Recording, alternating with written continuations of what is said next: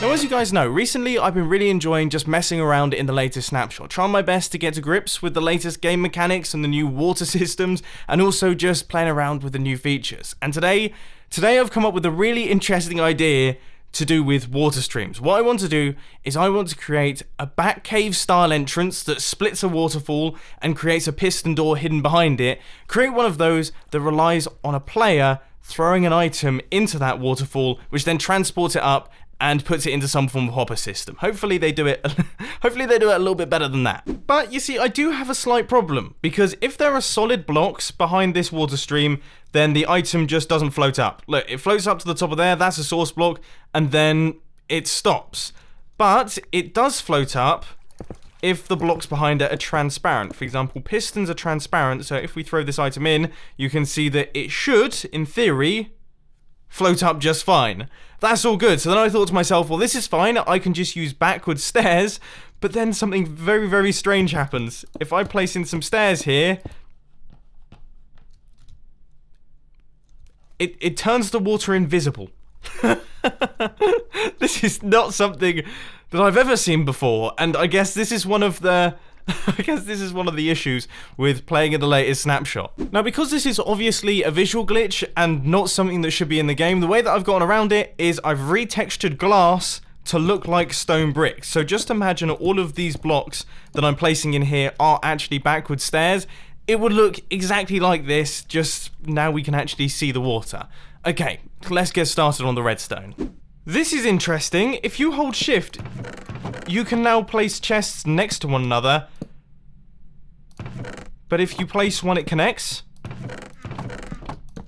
I don't know if that's a bug or not. If it isn't, that is amazing. I would love that. That would be fantastic. Can you imagine?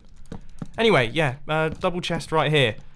And then hopper running into it. That should be our item filter done.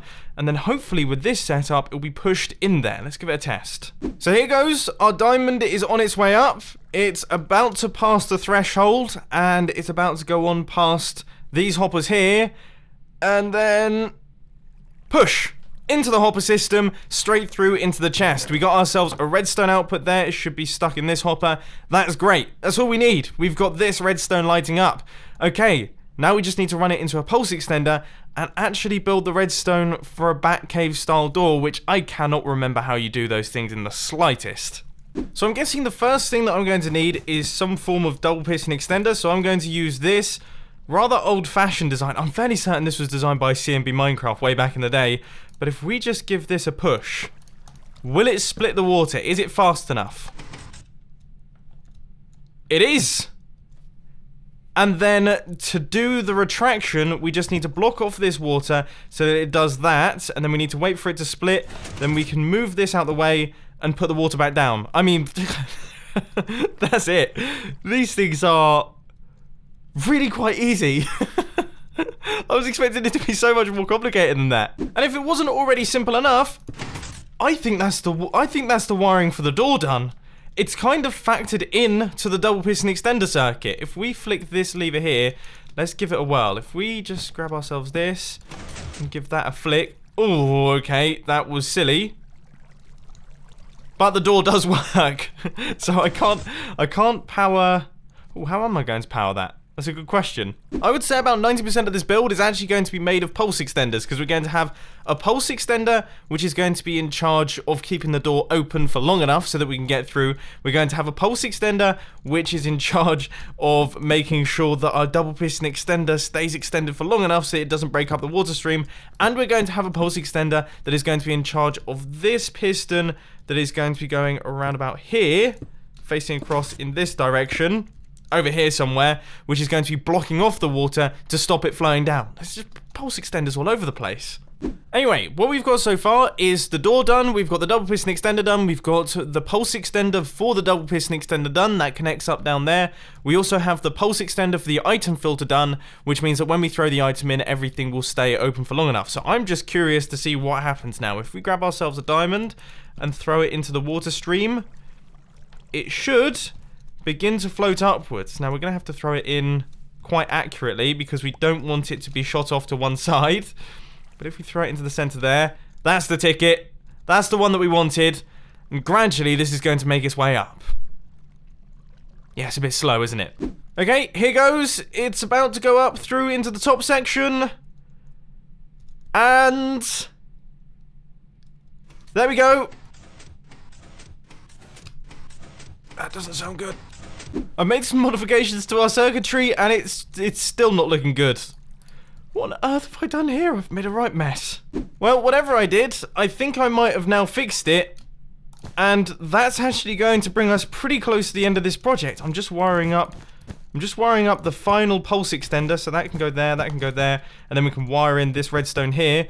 We've got a falling edge monostable circuit over here, so when this pulse finishes, that will kick up this pulse extender here, which will cause this piston to extend, blocking off the water, which should then allow us to retract our double piston extender without making a huge mess.